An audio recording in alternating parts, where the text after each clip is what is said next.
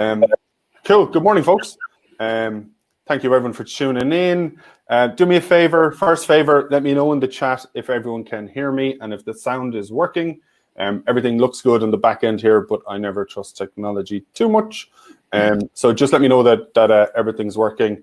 On our end, we will make sure that all our presenters, when they don't have mics and cameras on, shouldn't have them on. Have them on. That's our favor for you. No one needs to be hearing my 3-year-old running around here. So, like I said, thank you for joining us. I'm conscious that there are a lot of people still logging into the room. So if I feel like I'm waffling slightly here, it's because I'm watching the numbers coming in and just making sure that we get a good run at letting everyone in before Charlie starts his session. Any of you sound good here? Thanks, Darren. Any of you that were on the session on Tuesday are slightly familiar with this software, with Webinar Jam now at this stage. You'll see a chat window at the side of your screen. We would ask if anyone wants to ask any questions or pass any comments, use the chat function. That's what it's there for. Do make sure there's an option there that says send to everybody or send to admin or send privately is the other option. So just make sure that is send to everyone.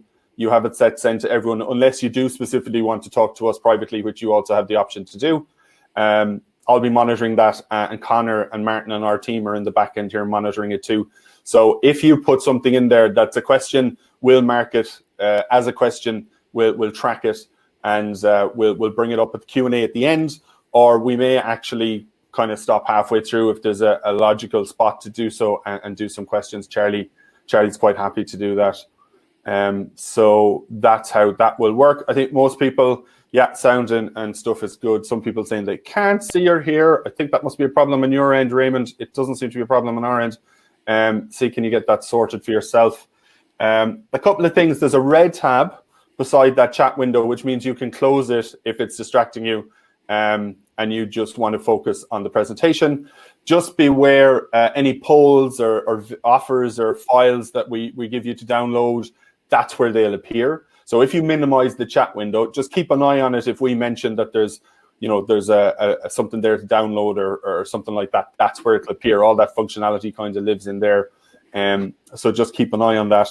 One thing I want to say before we get going is that I want to thank Actavo and Paul Griffin in Actavo Events specifically. They're always great supporters of stuff we do and things we try and do for the industry. Paul was very quick to pick up the phone when we were doing this and said we would do it to offer support. So one of the reasons we can have hundreds into thousands of people in these rooms if we want is that Actavo are giving us some money towards paying for this software to make sure that the idea that one person mightn't fit in the room that they wanted to be in these webinars really bothered us. So we decided to invest in the tech that way. And then Actavo kindly got in touch to help us out with that. So we want to thank them very much for that. One of the first things I'm going to do, which should jump up on your screen now, is I'm going to put a very quick poll live. Charlie and us, we're quite keen to find out who's in the audience, what your background is, what you work at. So you should see a poll come live there. So you might just give us a quick answer to that question. It'll help Charlie kind of gear the presentation a little bit and try and give you guys the information that might be helpful, specifically for wherever you're coming from. Again, you can do that so much, but if we found that it was predominantly event organizers or predominantly local authorities, we can kind of gear the presentation in the right way. So Charlie, I don't know, you're watching that there. It seems to be 40%, hovering around 40% event organizers at the minute, then maybe around 20% event safety. A lot of students, we got about 15% students, which is good. I know into some of the webinars we've scheduled for next month predominantly have a very strong student uptake, as we knew a lot of them were doing exams in May. So even with some of the scheduling, we try to make it as easy as possible for students to attend ones that we thought might be of most interest to them. So a lot of those we think we have put into June. So yeah, that's still hovering around 42% event organizers and 22% in event safety. Martin, Charlie, if your mics are on, you might just want to check there. Someone's mic is on, I think. So I think that's about all I wanted to say. We'll be playing a couple of videos in the middle of this. We might do another poll near the end. We will have Charlie's presentation available to download from here towards the end of the session. We can also send it on by email, so don't worry if you don't remember to download it from here. Again, any downloads or anything like that we put live will be within that kind of chat function down the bottom. So if you do minimize that, just remember that that's where it lives. If I'm talking about putting something live and you can't see it, that's probably where it's hidden. So let's get going. Today's session, Charlie Mussett, this is about mass participation events, which a lot of us probably have a great involvement with. I was looking at some of the people in the room, a lot of the big Pride events from around Europe, a lot of local authority people who would be involved in the sanctioning of mass participation events.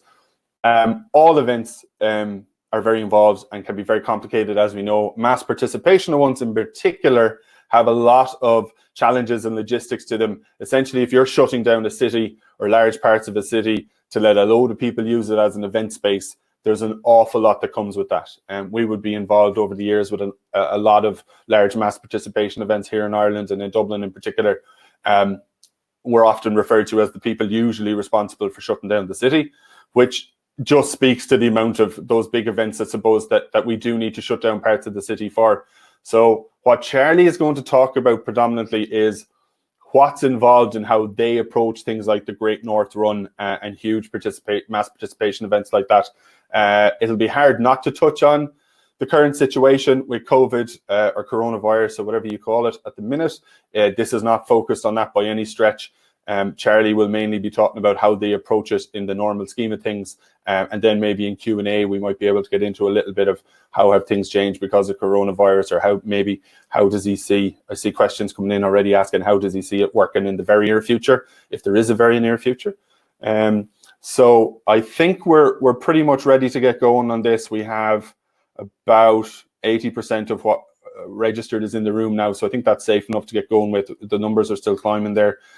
So I will start the presentation, and Charlie, if you want to jump in and introduce yourself, and let's get going. Like I said, if there are questions, put them in the chat. We'll jump in the middle here with Charlie if we feel it. There's a good spot to do it and get some of those questions asked. Otherwise, there's a definite Q&A at the end, and we'll have tracked those questions. We'll bring them up then if we can. All right, enjoy the presentation. Thanks, Mark, and morning all. Glad that so many of my close family could join me today, and for the other 5 or 6 people. Sorry you're going to have to sit through this, but you can go back to Netflix later. So in the meantime, though, what I'm going to talk about is, as Mark said, mass participation events. So I have worked in events since about 1992. Started off in things like the Cutting Sark Tall Ships Race in Newcastle, Edinburgh and Aberdeen. So mass in terms of numbers, but not the kind of mass participation event that I work on now. I joined the Great Rent Company at end of the 90s, and that's what I've been working on since then. So my day-to-day stuff involves systems and services and the things that underpin the events that we do. So looking after how we approach things with the team. So our approach to things like safety planning, our approach to the logistical side of systems, and how we sort of integrate that back across our teams and back into the other functions of the business.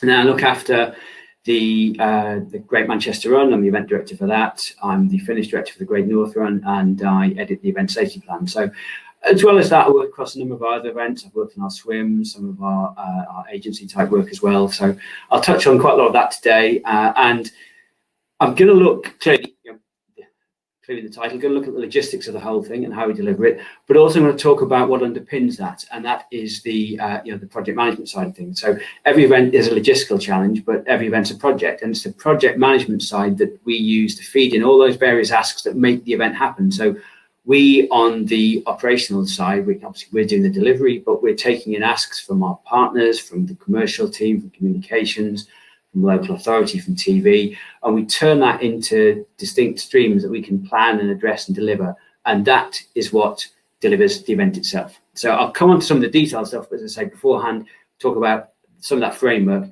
But before we do any of that, we might as well, as Mark said, talk about the current climate. So it's the invisible elephant in the room.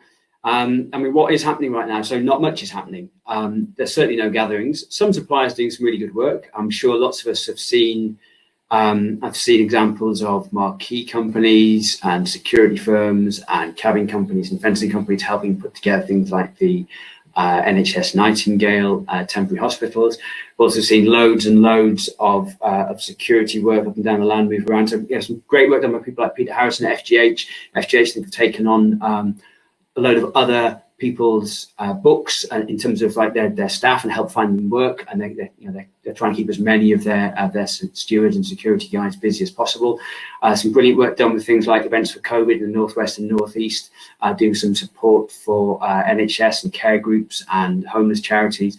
But in terms of real events, obviously nothing's happening, gatherings are banned. So what can people do right now? Well, there's an awful lot of there's an awful lot of work happening with things like postponements and cancellations, and like lots of other people, we've had our fair share of that. So our events up until the summer have either been postponed or cancelled at the moment, and lots of other people, we're looking ahead to autumn, talking to venues, talking to the government, talking to our partners, and seeing how that will look.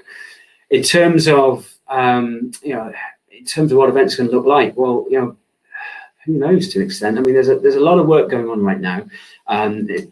Drive-ins seem to be very popular. Clearly, we've seen that people like ADI, who we work with as well, they're doing those in Germany at the moment.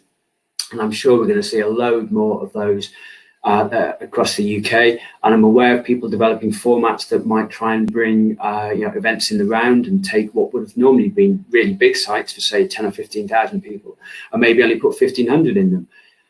There's a lot to work out with all of those.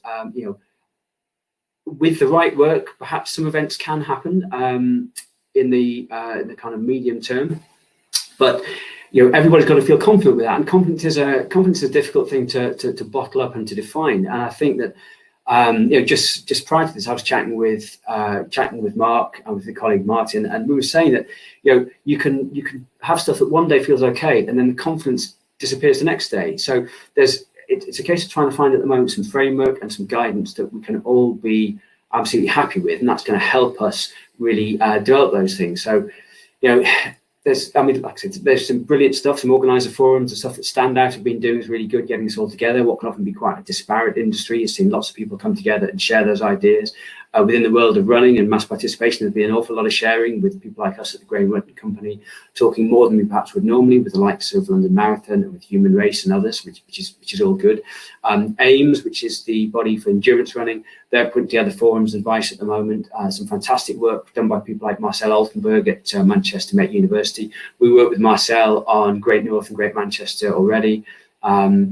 Ahead of all this happening, he's been doing some great work for us, as he does for all the mountain majors around the world. I think probably a lot of people on this webinar today will have heard some of Marcel's work in the last couple of days, the stuff he's been doing with the likes of One Plan as well. Institute of International Race Management, Race Medics, the WHO, World Athletics, lots of task forces and things coming together. So an awful lot of work, but. And obviously within all of that, we're all assessing our own workplaces. Most of us are furloughed or working from home at the moment. And at what point are we going to get back into our offices? Are we going to get back into our offices? So the whole risk assessment process for that is ongoing. Whether we're groups of 2 or 3 that normally work as very small businesses or partnerships, or bigger companies with 60, 70, 100 people with warehouses. An awful lot of work to be done on that as well.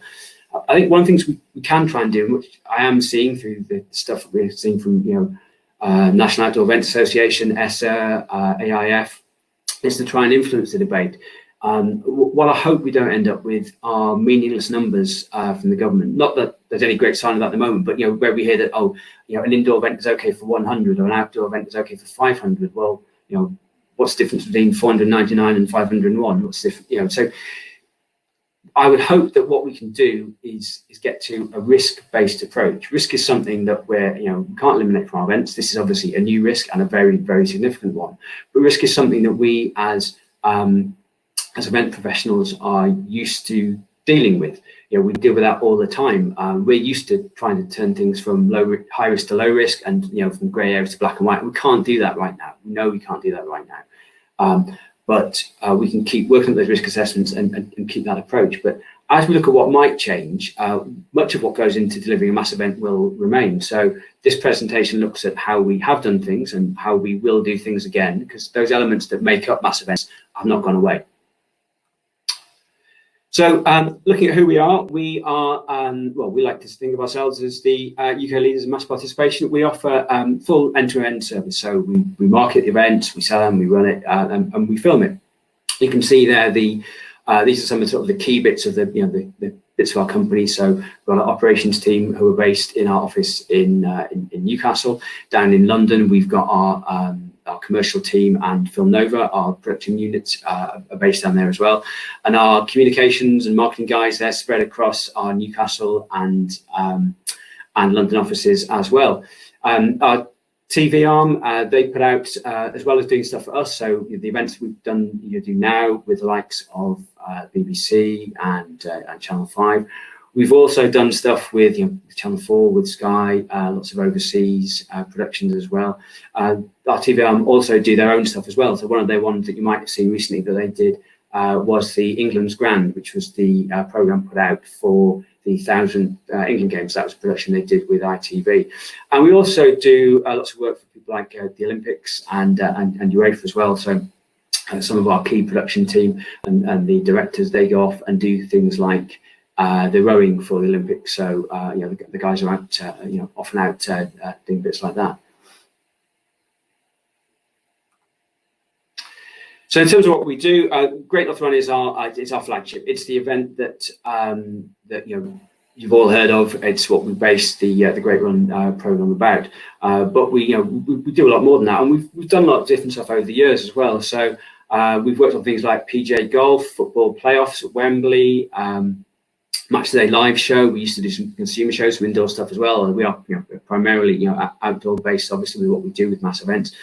Adventure racing, we used to do the high-tech adventure racing series, which was brought from the States over with high-tech, the brand, to the UK, and used to do that with Channel 5 and Channel 4. We've done lots of kind of location-based runs as well to show off venues and show off people's areas.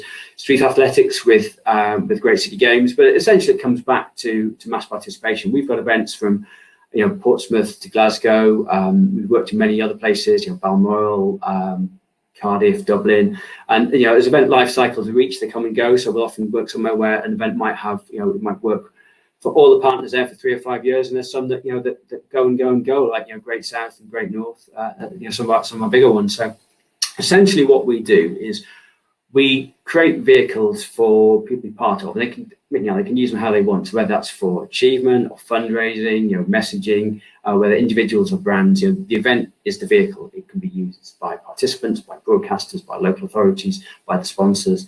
It is a multifaceted product that can do loads for loads and loads of people. And we are promoters, but we do work for others too. You can see a few examples on the screen there of stuff we've done in the past. So when the World Athletics Championships were on in London in 2017, we did the road-based events there. So we worked on them with the marathon, and we did the race walks on the mile. Not a bad place to work for a few days. When the European Championships were up in Glasgow, we did the swim events for that. We've worked for a good few years now with INEOS on their Go Run for Fun kids, sports activation. And we do more and more activations at our own events as well, with a lot of our clients, with our sponsors, to deliver a lot of that work as well, a lot of our content around it. So Great North Run is obviously what we're known for, and that's how it looks on a nice sunny day on the lovely Lees at South Shields on the northeast coast. 2020 is due to be the 40th stage in the event, but we do a lot more, and this short vid that Mark is about to play you will show you a bit more about what we did in 2019.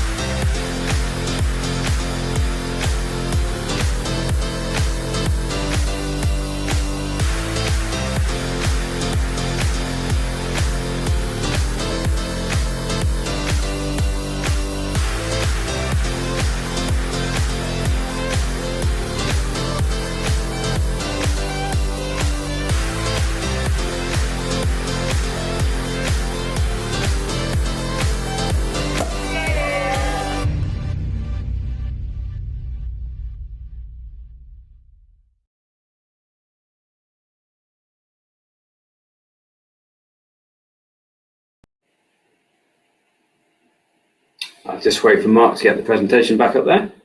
There we go. Excellent.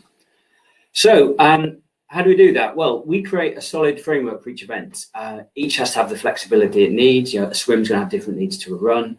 And we do that by working in partnership. We don't own our venues. We share brand rights with others, we use other services. So those partnerships that underpin our events are key to making the whole thing work. And equally as important are the people that deliver it.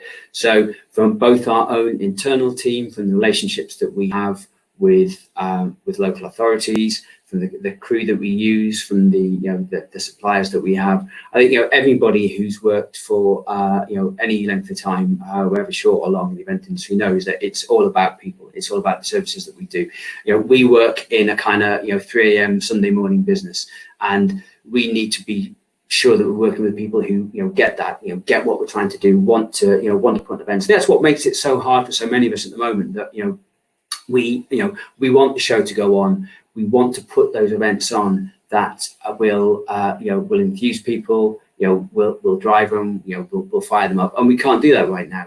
I got shown a pic from Mel, our fulfillment manager, of the Great Manchester End medal the other day, and it's fantastic. And I would dearly love to see those going around people's necks a week on Sunday, but we can't do that now. So we have to we regroup. We look at the future and we see what we can do.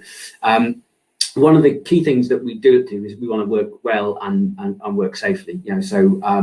We do stay current. We're always looking for what is best practice, what is the best way of doing things. The one fantastic thing about the events industry is that it never stays still. I never used to be much of a fan, and still not in some ways, of things like LinkedIn, but it's a great way, especially now, of the way that people do share, are willing to share, and we'll let each other see what they're doing. Hopefully today's a small part of that as well. But in that, the whole thing of kind of working well, working safely, we put our whole team through the Irish Managing Safely recently with ACT National. First aid, manual handling, some fire safety, the ACT Action Counters Terrorism e-learning, on our core crew, our core externals through that as well. We do lots of tabletops, like method statements, dry runs and test spills at the warehouse for the kit that we're using. Which we'll all be doing again to find, are there new ways of how do we put our gantries up? How do we get our tents out? How do we do these things with social distancing? Obviously, we've got to go through that again. So we keep learning, we keep questioning, trying to keep looking at what is best practice, and do we need to look again? So in terms of project management, I've said, that's key to us. That underpins how we deliver those events. We don't get to go out and do things on the ground on the Lees at South Shields, or the middle of Manchester, or down by the waterfront in Bristol without having the project approach behind it. So this is how we approach it. So, from the top level, we're setting the objectives so that our project team, which is made up of all the various functions of the of the business. So we've got people in there representing our clients, our partners. Making sure that the budgets, the financial plan is right, and then you've got the key people in there, or not the key. Everyone's got an important role, but perhaps the larger proportion of people in each group are going to be the ops team and the communications team, who are selling the concepts out there to our participants and to our partners and to the venues that we're working with, and driving the whole thing, getting the message out there, and the ops team who are delivering it on the ground as well. We have back in sort of an internal role, we have our project coordinator team, so they're linking everyone together, making everything work, and we pull that all together in-house at our place through a bit of software called Workfront. So I'll just show you a couple of examples of that here. Obviously, there's loads and loads of systems out there, and this is the one that we use. The whole company use it, so it's got shared tasks like approvals, risk and issue monitoring are all addressed by it as well. So we as the ops team feed into that. We don't use right now, always looking at what might be good for us to adopt and to use, but we don't use a dedicated, full kind of whole system event software package. We use one plan for mapping, we're using that more and more, and very interesting to see the social distancing tools that they brought in. So we've got a team back at the office playing about some models now at the moment. Sometimes we've got full CAD systems through either TM companies, traffic management, or site managers and site designers, so which the events are big enough to require that level as well. And we're about to start using Notify for some bespoke site sign-off processes. But this is something that we use, the Workfriend is something that we use internally, and it allows us to have things like like a dashboard view, so you can see at a glance what's overdue. Lots of dashboard mode, so project coordinator and the high-level strategic team can take a look at that, and it'll show you kind of what's what's overdue. So you can see there on that little pie chart, loads of green tasks that should be done, and that may well be my name that's blanked out. But it's part of the process of making sure that from top to bottom, the whole company's informed, and when we go out and we say we're going to do something, we know why we're doing it and who for. As I said earlier, our events are vehicles open to many to get within and out of. We work with a whole host of sponsors and brands. So we have series sponsors like John West, who are our series sponsor across the Great Swim events that we do. And then we've got category sponsors like Arnold Clark and Greggs, providing us with services across both sort of swims and runs as well. Lots and lots of activations that we do, and we're doing we're doing more and more of that ourselves. We work with a load of very good agencies who deliver things on behalf of our commercial partners, but we also have a team now that do that. So we store kit in our warehouse. We'll take it out for people and take it to events. We know what works at our events. We've been working in the mass run and mass swim field for such a long time that we get a good feel for that. And we're able to offer some really good ideas, some good concepts, and run things in a very cost-effective manner for a lot of our partners. So that's been a new kind of interesting bit that we've done on alongside the main core of our business as well. We work with obviously loads and loads of local authorities. As I say, we're not landowners. We don't own the space that our events operate in. So we work with councils, national trusts, national parks, shopping centres, all kinds of people, and there are different requirements that they have in different ways that they work. So, for example, the way that we might be working through the SAG style process with a local authority is going to be very different to how we'd work through the land that, say, someone like Allied London who owns spinning fields in Manchester would be. Different approach to different people. Everybody needs to be satisfied that we're approaching this the right way, that we're doing what we need to be doing, delivering what we need to deliver, and but that they're getting all of their objectives met as well, and they're happy that they're allowed to have people like us alongside the normal functioning of their area and make all those things work together. Things like print media and radio obviously dipped down a bit in recent years with the rise of sort of social media and everything else, but still a lot of that, they're still very important to what we do. We work with a lot of content providers as well, so we might work with content providers and influencers to create things across social channels as well. And then it works all the way down to sort of localized tie-ins. So, for example, we started the Stirling Marathon in the safari park up there, and we worked with the Hacienda team. People still own the licensing rights to everything to do with the famous Manchester club, the So On Course activation in Manchester. And Mark's just going to go and play in a little video trailer for that now to show you an example of that kind of thing that we've developed for our events.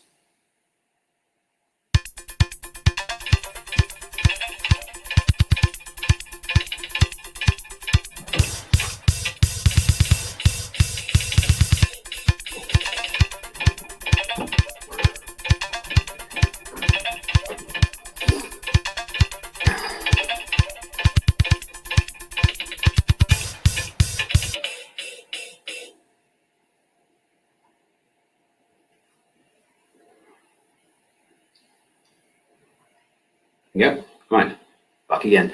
So knowing what you're trying to deliver and who it's for is the starting point for everything. We know our customers and who we think might want to be part of what we're doing, but quite how many of them that we can take into any one place, how many we should for, say, a new event as you're working things up and testing the waters and seeing how it would work, and what we might want to get out of an event will vary it. That will vary.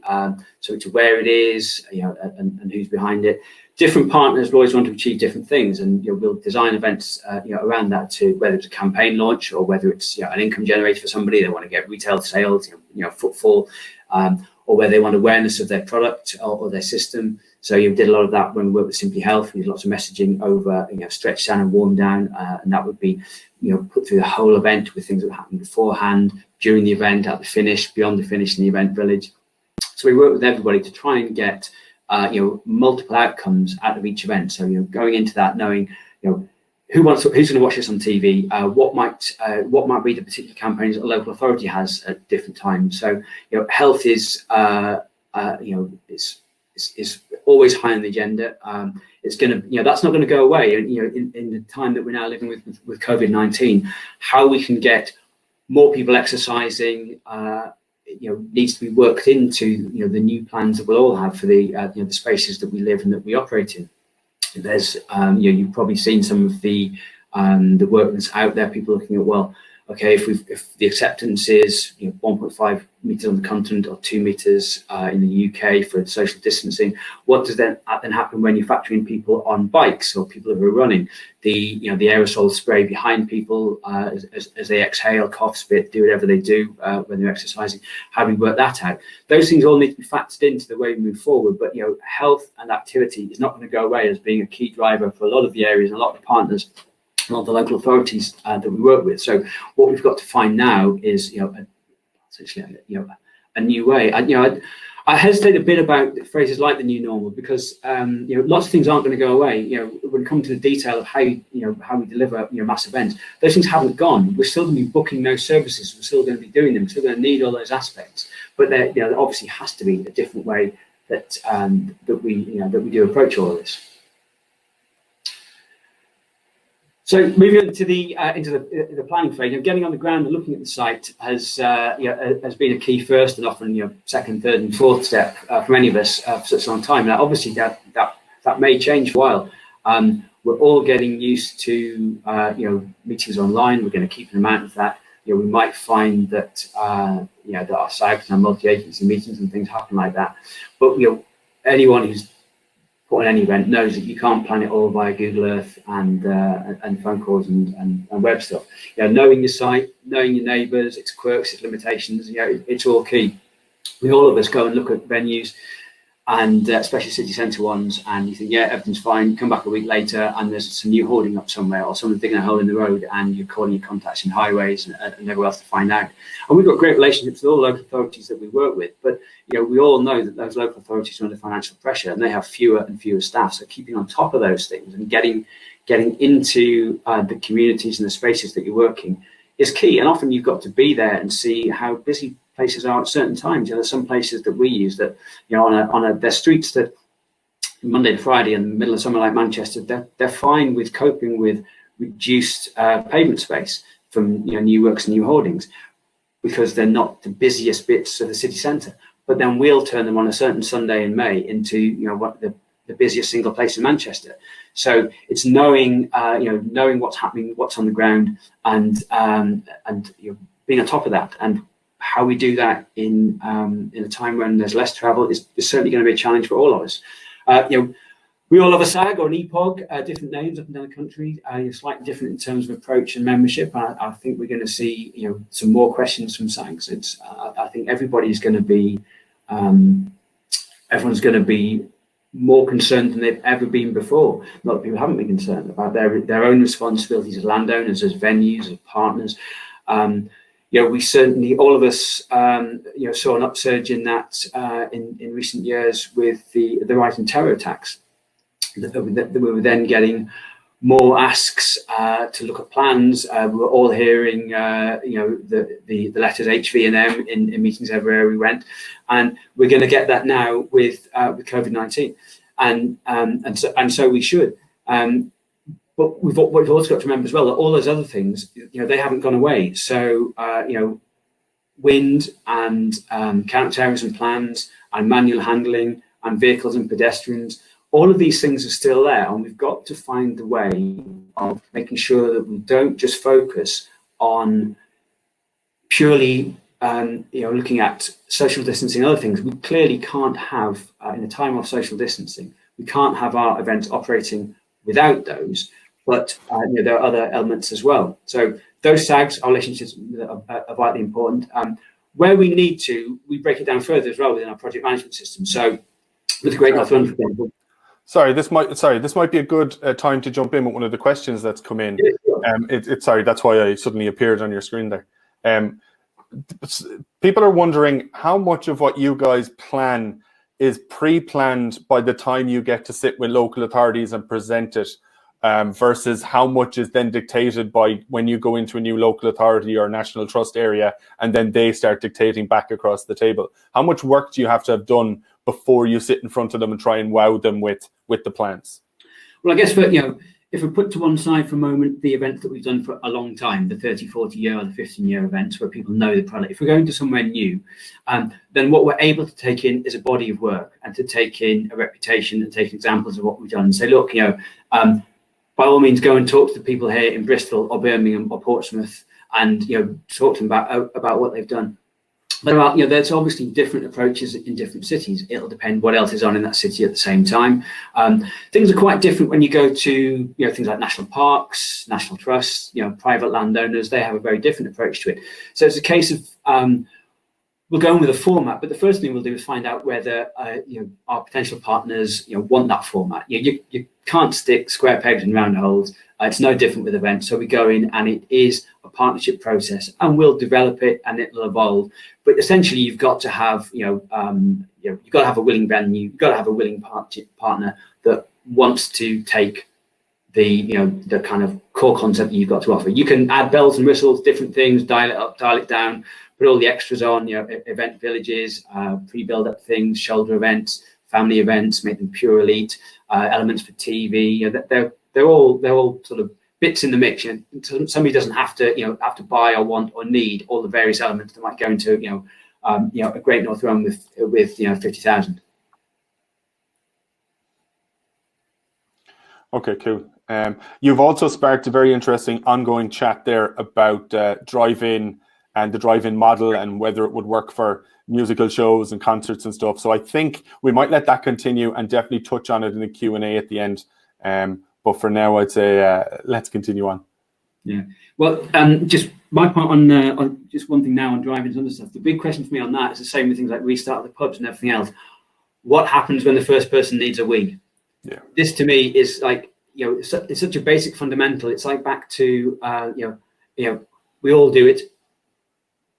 When we go back to offices and other places, perhaps we start in the same way that I understand how people are starting with, looking at the arena, starting with the stage, starting with the screen, and then working outwards. Makes a lot of sense. Same we're doing with our offices. We're thinking right back at our desks. What do we do? Do we have perspex screens up?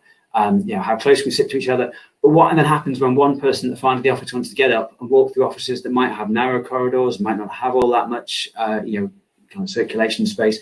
What happens when you want to go to the loo, and how does it work in those settings? So I think it's going to be the basics of human interaction and the basics of human needs that are going to be the most challenging aspects. Big kit does exist. Drive-in movies do exist now. That moment when you sat in your car staring at the screen, we all get that. How do all the other bits work? And that's the challenge. Yeah, and that's a fair point. It's been brought up a couple of times, in fairness, in the chat. There's one question that's come in that we might just hop on, seeing as we're here. Raymond is wondering, do you guys have contingency plans to fully redirect or reroute a mass participation event if, say, a water leak or a gas leak happening at the last minute? Have you full reroute options in your plan? We always have reroute options. They will depend on where you are.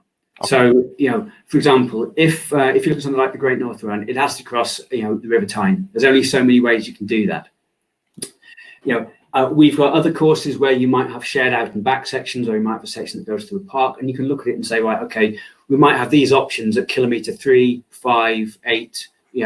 Some places will offer more options than others. The fact that every event is measured by an IAAF course measure, and you've got precise measurement certificate, means that if you're going to have multiple options, you've got to measure those as well, and that's quite a complex process. So there'll always be options in there. We've had to use some of them at times. We've had things like, we've had instances with stuff like flooding. That's happened to us as well. We've had things where we've thought we might have to implement something, but haven't. Where we've had buildings out with our control, where we've had fires. We've had steeples that have been tottering, and the day before the fire brigade going to sort it out. We've had all of these bits and pieces that you get when you're in the city centre. You don't own everything, and all the things that can happen, all the sirens that we hear living in cities on any day of the week, they can happen on event day as well. So yes, we do. Okay, super. Right, I'm going to disappear my head off your screen, and you may carry on. Lovely, thanks, Mark. So, one of the places that we look at things like those various elements of contingency plan are the are the working groups that we establish for something like, say, the Great North Run. So at the Great North Run, below the SAG level, we have working groups covering the start, course, finish, traffic and travel, medics, and then event control. Now, some of those will meet more or less all year round, like the medics. Others will start quite far out, like course and traffic and travel. The finish group that I chair will come in a bit later.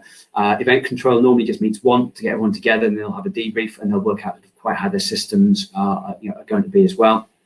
And within those working groups, they'll be a bit like SAGs, and we'll try not to replicate things, and give people some precise criteria and briefs to work to, so that we're not sending people to essentially the same meeting 5 or 6 times. But something like the start group for the Great North Run Newcastle will have the local authority for that area in Newcastle involved across different functions like highways, cleansing. It'll have the start team, it'll have the core security teams, it'll have the medics in there. It'll have they'll have the police officer, the right balance it needs. And then some of the groups will have all of the councils. So some of our events like the Great North Run will go across multiple local authority areas, which we do in places like Manchester as well. Other places like Birmingham and Portsmouth, we might be purely with one local authority. So it's a chance to have things at a slightly more involved level below the top line multi-agency and SAG meetings as well. The starting to go into a bit more detail really about the sort of the logistics side and the real nuts and bolts of what we do. A really vital thing for us is business and resident comms. Being good neighbours is really important. We come back year on year, decade on decade for some of our events. So that's core to what we do. So for something like Manchester, we draw a map about sort of our footprint rather about 300 metres either side of the course, and we hit everybody within that. So we do mass mail drops. Thousands and thousands, tens of thousands of addresses are hit by that, and then we extend it out to other places. So we go a bit further north to take in areas that we know get a bit more because of the closure that we've on roads. Some of the inner ring roads and the areas around the transport hubs, they get affected a bit more. So we extend things, send things up to there as well, and then we pick off people that we need to go and talk to face to face. So I'll go and talk in Manchester to people like the Opera House, because if they've got a show that's coming in or coming out, they're just at the edge of our pedestrianised area that we create. We need to talk to them. We'll talk to some of the shopping centres and others, and in doing so, as part of this, we also get some opportunities to come up as well. So it's great to be able to do that, and then we. Over time, you work out and get to know which hotels have the flight crews in that need to get out. Who have the sort of shift changeovers that work out as well. And you do get caught out by things. We, in the last couple of years, started using some new elements of highway within Manchester, and we found out there was an indoor dirt bike place that I didn't know of, and it was down below the Mancunian Way, and they had an event on, and we, they had a whole load of riders coming on Sunday morning, and through a liaison, they got in touch with our stewards on the ground, took it up to event control, managed to find routes for them in, then we add them to the list for next year. So we keep looking at that, and we keep developing it. But we'll put stuff online as well, but we'll produce a slightly different format in different cities, but we'll produce some print that goes to people and hope they don't treat it like pizza menus and just chuck it out as soon as it lands. But it'll have course maps on the back, road closures on the front, information about what's on the day, where to get more information, where to go to online. So in Manchester, we work with Transport for Greater Manchester, and they put up a great microsite for us as well. And they do kind of hotspot zoning to work out where people are coming in from, and loads of transport and travel advice in there. For an event like the Great Scottish Run in Glasgow, we work very closely with the Glasgow Life and council teams up there, and we split the city into zones. So we have 10 different zones. So there's different information about how to get in and out, how to get onto the M8 and the core motorway network, to try and provide as much detailed help as we can. We know that taking a mass participation event into an urban setting or a rural setting, if you're off private land, it does bring disruption. You don't get all of the good without some of the bad, and it's up to us to minimise that as much as we possibly can. Suppliers, again, another key bit to us. That those relationships are key. We'll spend a lot of time putting the specs together, talking to the guys, working everything through that we need. We've got some global deals, so some examples of that. We've been working with GL Events for some time as our marquee provider. They will then sub in some other marquee companies within that, but that's across the board. Eve, Live, A-Plant, it's hard to keep up sometimes. I know they've got a new name at the moment, which I've temporarily forgotten. I'm sure someone will stick it up in the chat. But we've worked with the guys at Live for a long time as well, doing barriers and trackway as well. 2CL doing our radio comms. And we'll put out different tenders at different times. And then we also give our event managers a lot of scope as well. So we do a lot of local deals, so across things like PA and Lose and other things. Well, that might have regional deals. We might have somebody who works with a lot in the north, somebody who works with a lot in the south. We'll look to use locals in there as well. But there's a few examples on there of some of the bigger areas that we work in. So traffic management is probably for us one of the single biggest elements. Not necessarily our single biggest spend, but but without the TM, you don't get the course. Whether you've got 10 runners or 10,000 runners, you've got to shut the same amount of road, and it needs the same amount of infrastructure. In our view, we have to deliver. In delivering a safe event, we need to deliver safe course, so it's got to be sterile. So we've got, as well as developing the TM, and you've got the all the outer diversion signs and the long-term stuff, and the VMS that you use and the information that comes out, 10 days, and then more stuff as you get closer and closer. You've got to have the closures. Those closures need to be manned. So it's the stewarding teams, how you get those guys out there. So security and stewarding, sits hand in hand with that. We'll have, as well as all the guys out on course, start and finishes are our biggest areas. Now, often we'll have start and finish in the same city. So in Manchester, our start and finish, the crow flies, are only about 400 or 500 meters apart. In some other places, they'll be a lot further. So Great North Wales are point to point. So very different there. So the suppliers and the teams that are working at the start are very different to the suppliers and teams that are working at the finish. They're in different local authority areas, and they're about 10 miles apart. So we'll have, we'd work out our specs for security and stewarding. That would be around, flow in. So, as we develop with the likes of Marcel and the guys at MMU and also the providers that work with, we get a lot of input from them. We'll have people further out, people monitoring the flow in, cutting off routes and doing diversions as and when we need to, then managing the areas that have got restricted access, so whether you're talking TVOB areas or start or finish compounds or VIP elements as well. Now, we've also got all those teams that are part of the wider security element. So you've got people working on, crowd monitoring, looking at things. We brought in more of that after the Boston bomb. We looked at the reports that came back of how that was applied. So we started, doing more with teams that are spending less time staring at the front end and more at how people are moving around. And that's the kind of thing that we're interested in, and certainly always hoping to see more of with the police forces up and down the country, with more use of the BDO teams and having those people start looking at the behaviour of crowds and how they're responding and how they're working. Are they doing what a normal crowd is doing? Is there a need to intervene? Medical is perhaps the biggest question for all events right now. You can't deliver any event without some form of medical cover, and where you've got people exerting themselves and taking part in endurance sport, you've obviously got to have it. And we're talking very closely to all our medical partners. We're constantly keeping in touch with our doctors, the nursing team. So we work with a number of bodies across the voluntary agencies, private medics, NHS trusts, ambulance services as well. And clearly those guys are working very hard right now under an awful lot of stresses and pressures. And what happens to the rotors? At what point the NHS feel that they can take on external work again? At what point people feel it's acceptable to put more stress and pressure on it? There's been some interesting stuff on things like football restart. I was watching Football Focus the other weekend. Glenn Murray, the Brighton captain, was saying it feels wrong to take up an ambulance right now. So it's not just in our world that people are conscious of these things, but these attitudes will change over time. The one thing you can be absolutely sure of in what we're facing now is that attitudes to risk will change. How those attitudes to risk change and how we will respond to those is the big TBC. So that's why the medical thing is such a complex thing to look at right now. In terms of what infrastructure, we put in what we need to really, and that varies hugely whether you're in a city centre site or a greenfield site. You know, if something like the Great North Run has has a need to create its own size and shape. I showed you an image earlier on of that overhead view of South Shields. Well, that's just empty flat greenfield space. There's one bit of brick built infrastructure where we've got some power outlets in there, and that's it, and a couple of water points that we've got buried underneath the leaves. Absolutely everything else comes in.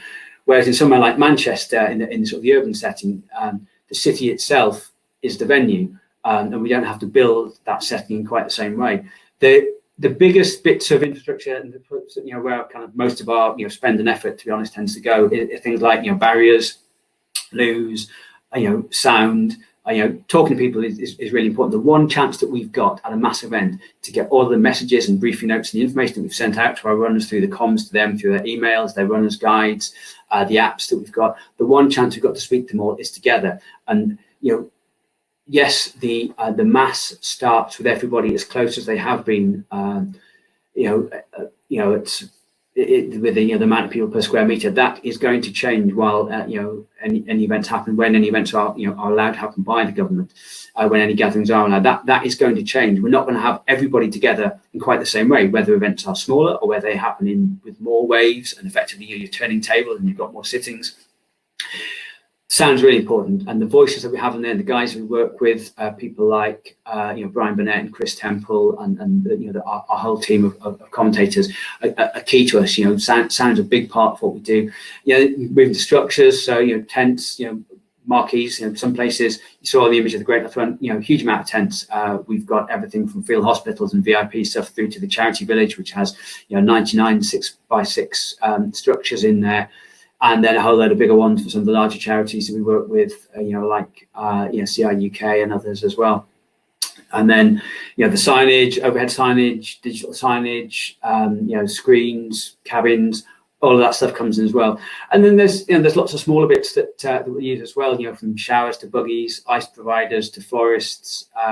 It's all subject to the event. So something like the Great North Run, which has a bit of everything, will have some very involved structures. So in the medical tents, we've obviously, as well as designing the structure to the shape the medics want, that's going to have power and water, and it's going to have, for cleaning systems, it's going to have oxygen in, it's going to have, lighting and emergency lighting, it's going to have cooling, it's going to have heating. Then you get down to some of the more basic tents like those for the charity village, where there's space, and we'll sell them additional services if they want them. If they want fridges to come in and power, we can do that. We'll give them an amount of furniture as part of the package, but they can order more if they want it. We'll help them with decor, we can help with entertainment. We've got caterers down there they can pre-buy things from. But essentially, they're quite simple structures. Through to some of the the elements for sort of elite athletes and others, where they've got showers, they've got changing, they've got massage, they've got full catering. They've got sound systems and everything in there. It's kind of it's the full kind of VIP hospitality end as well. So that we'll vary that whole thing, and how we manage that, and will vary from event to event.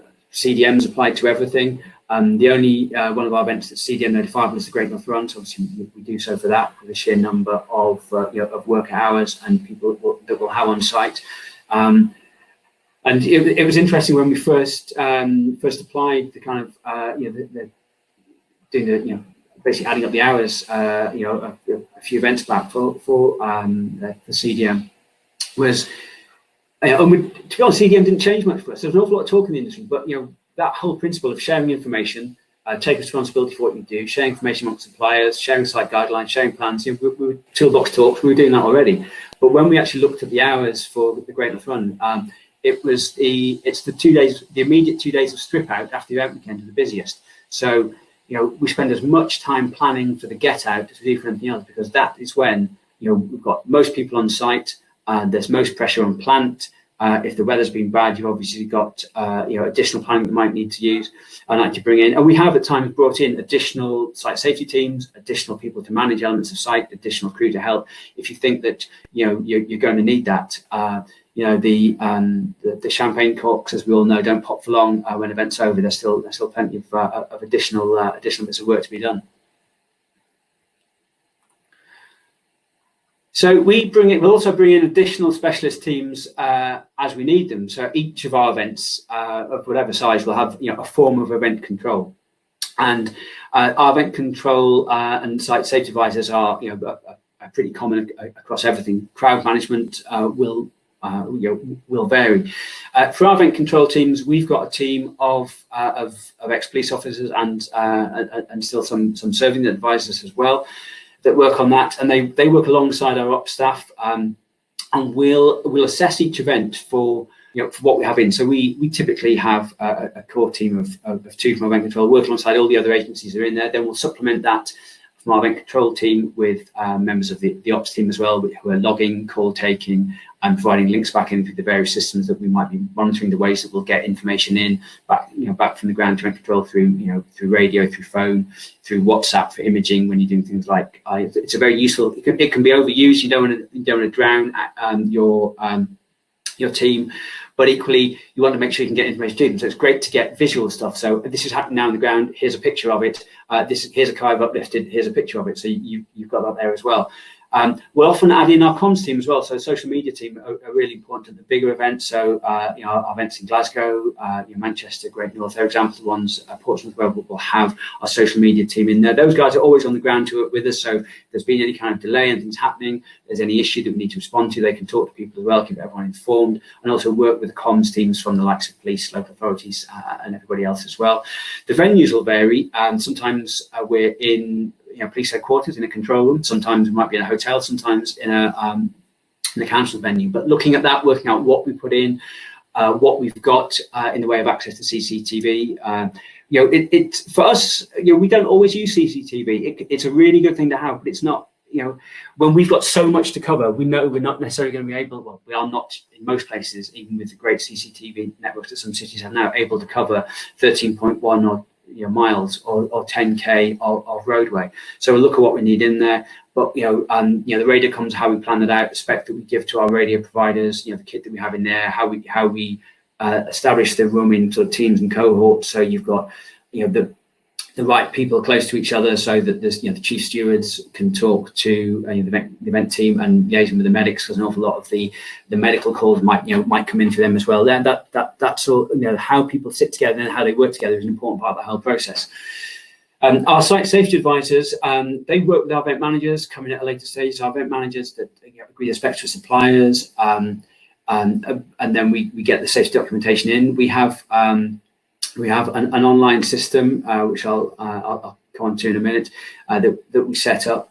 And those site safety managers, our site safety advisors will work with us and help on the checks on documentation that comes in, and then sign-offs on site, and promoting safe working on incident response.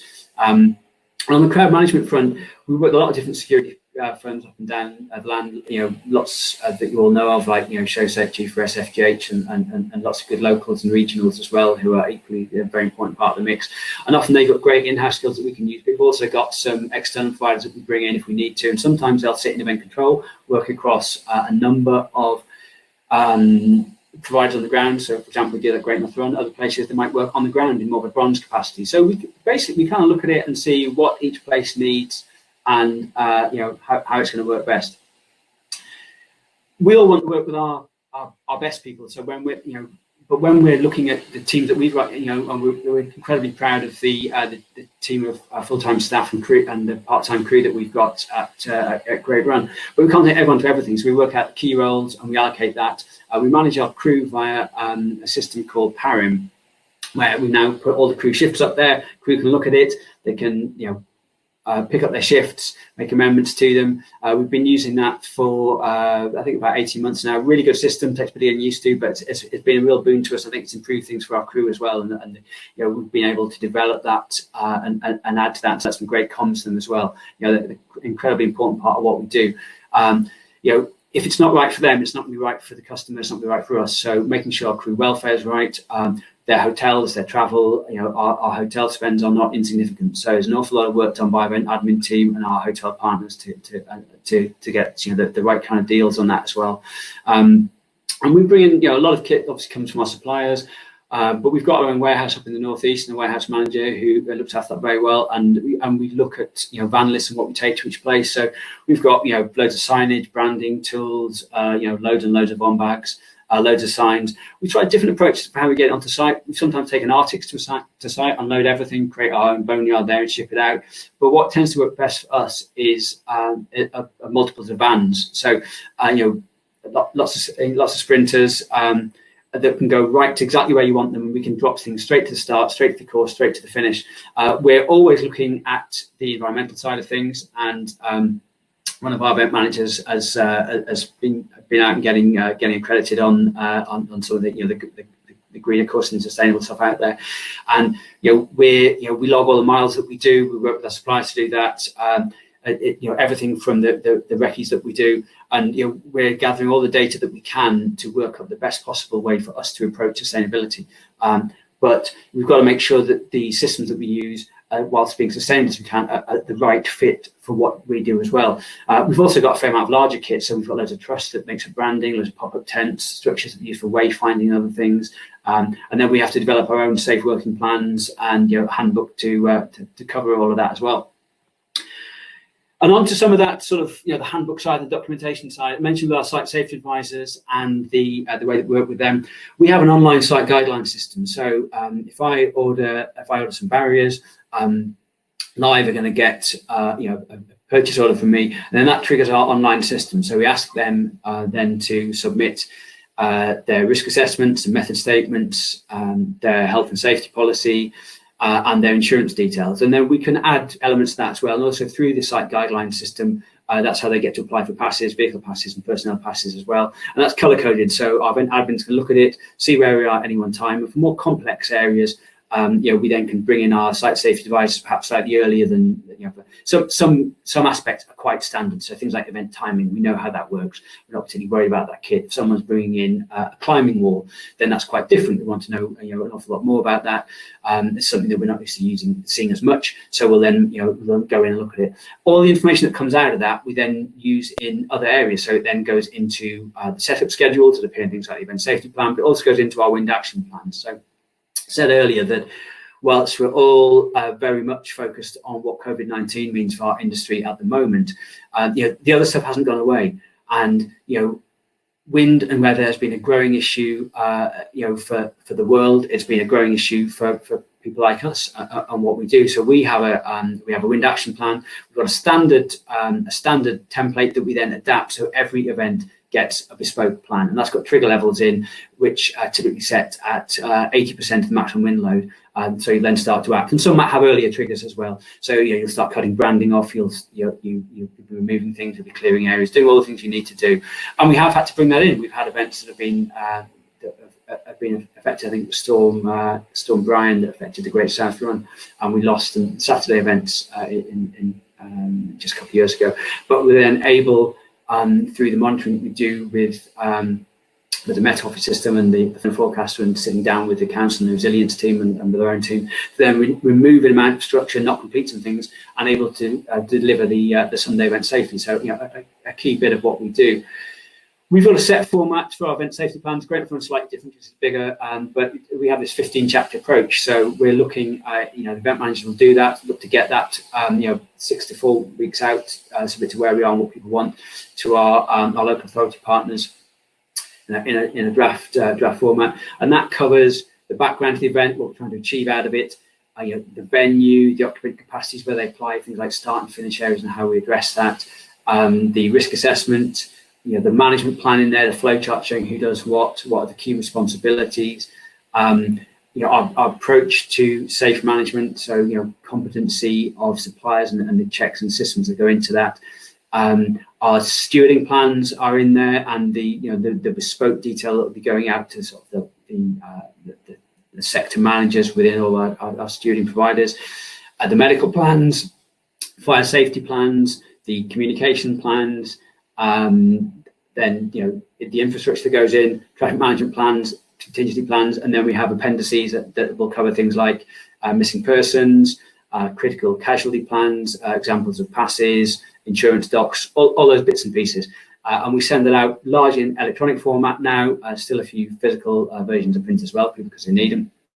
And I could also reference, but not have a lot of the detail in, of the CT plan, We've for a long time now had an annual policy which we review, and then we review it more if we need to, if things have changed, the threat levels change.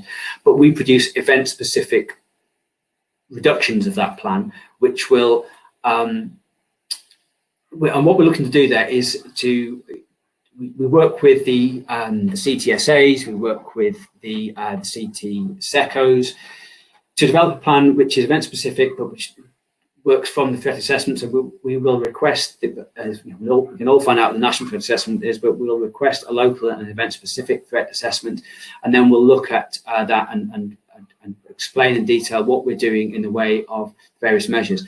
And we don't start with the physical measures. I think there's been a tendency for HVM to come up not too much, but too soon. There are other things before that. Some events will benefit from it. Not every event will. Some events will benefit, and you'll be able to have armed officers there. Not every event will. So what else can you do? Well, it's all the we run a thing called Operation Alert. It's all of the HOT, the 5Ws, all the things that you'll have seen for those of you who've done the ACT awareness. And if you haven't done it, do it. It's good stuff. Everything from run, hide, tell, remove, all those bits that are in there that are useful and form part of it. Staff awareness, alertness, looking out for things. It starts with that. The power of hello, questioning people during builds. That looking out for hostile recon. All those elements, they come in before we start saying, right, now what big bit of metal or whatever do we need to stick in the road as well. They're all important parts of it, but that balance is key.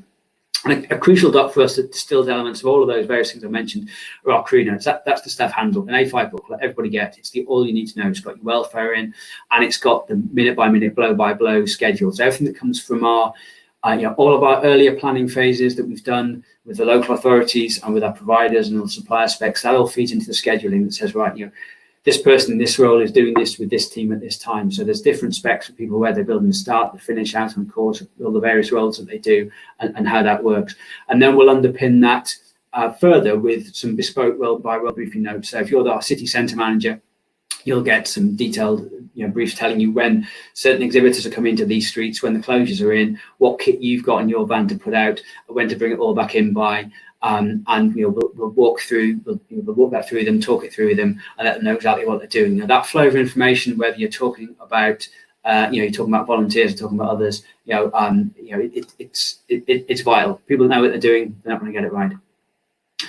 So, looking at that, how you take that then onto on site. Once we get there and looking at something like a city-based event like the Great Manchester Run, we'd arrive typically in the city on a Thursday for a Sunday event. And we start our core briefings. So if I was doing what I'd normally be doing in May and heading down to Manchester next week, I'd be meeting with doing the final medical meeting on Thursday. We do our volunteers briefing then as well. And we'll have our walkthroughs with ShowSec and G4S. And then, on the Friday, we'd then continue that with some more of our team will arrive. The course team will be out doing their final recce's, marking out. And bits of site build, we might get there might be some more signage that's come out. By this time, we'd have things like RTM, advanced warning signage out. But we wouldn't be doing an awful lot really until the Saturday, when we'd start building things like the charity village, whether that be in we've used different venues, Manchester Albert Square, Manchester Central. We start building that, and things like taking over some of the side streets where we'll build things like medical tents. Those elements will start to come in, and we'll start drops of kit. So, cones, barriers, the things that you can safely put out somewhere if you've got enough pavement space, or you've negotiated some room with somebody, lay-bys, whatever you might have, work out the safe systems for dropping those, work out what can be done in live traffic, what can't, the various measures we need to bring in. Those kind of things happen as well. And that will be happening throughout the Saturday. We'll have more and more of our crew arriving as we go throughout the day. People coming in for their recce's, to start then working into their team. So the start manager will have his start team turning up, the finish manager will have their finish team working up. I'll attend a number of those. I'll delegate other things to other people, try and just keep on top of the various team leaders and groups that we've got. And then we bring everybody together for team briefings on the Saturday evening. Now that might include an elite athletes team briefing. So we'll make sure we've got somebody there with the elite team so that they know of any changes, any other elements that they need to know. They'll need to be informed by the TV briefing as well, because they've got to tie in with the elite side, and likewise we'll need to tie in from the operational side with our TV guys for any changes, what they want to do in terms of any movements of cameras, any specific extras that might have cropped up, because obviously as the story and the content around the event changes, and so do the TV and the media plans as well. So we might be making changes right up to right at the last minute, sitting down post briefing on Saturday evening, making some changes to our running order. And then you grab a few hours sleep, and we're up at silly o'clock in the morning, 2 or 3, and the first teams are coming out, getting our road closures in place.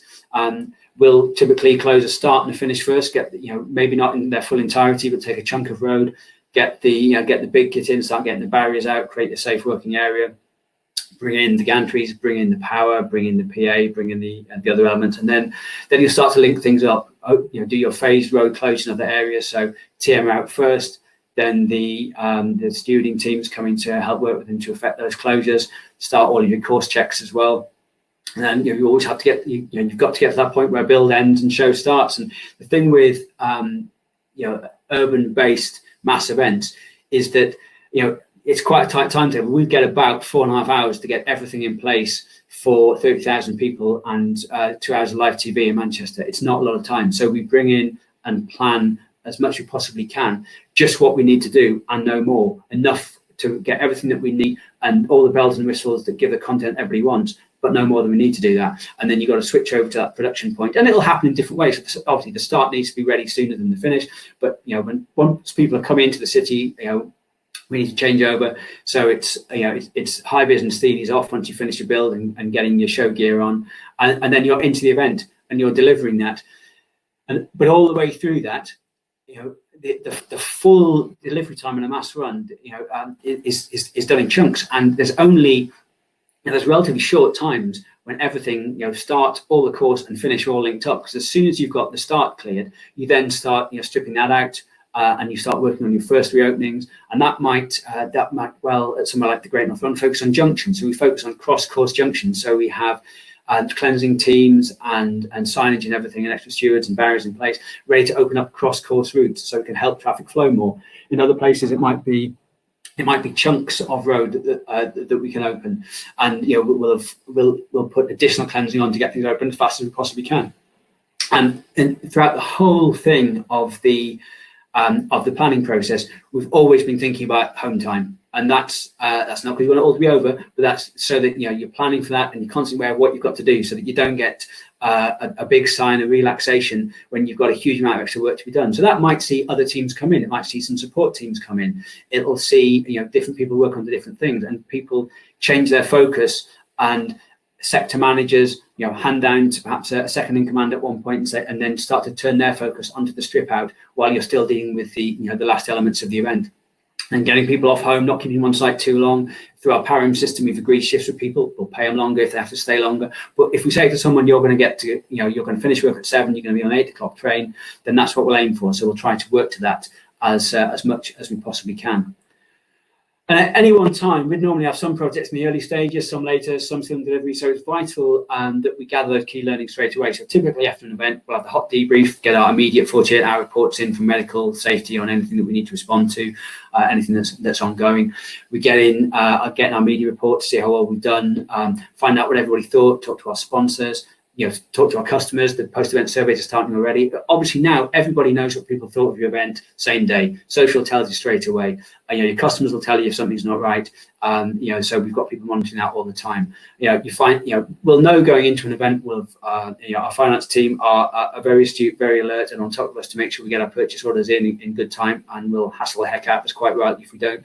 So we know going into an event, what state we should be in. But obviously things change. You might have to do something different. So we'll look at how that is, and straight away we're looking into the next year, and into what those targets will be, and using 1 year to inform the next. So we're constantly looking at what we might be doing. Now right now we're not entirely sure, like everybody else, what or when our next event is going to be. But what we do surely know is that we're going to be doing some, I'm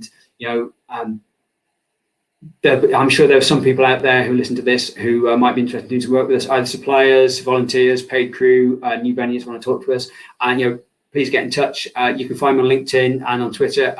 I can't reply right now. I'm furloughed at the moment, but we've got plenty of staff still in work. So there's auto forwards on my email. So do get in touch. I hope today has been of use, and you stuck with us. Hope we didn't ramble on too much.